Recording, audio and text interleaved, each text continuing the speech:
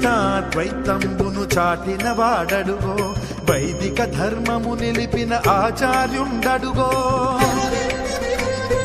విశిష్టాద్వైతంబును చాటిన వాడడుగో వైదిక ధర్మము నిలిపిన ఆచార్యుండడుగో పురాణ తిరుమంత్రము చాటిన వాడడుగో మోక్షానికి మార్గమైన రామానుజులరుగో పురాణ తిరుమంత్రము చాటిన వాడడుగో మోక్షానికి మార్గమైన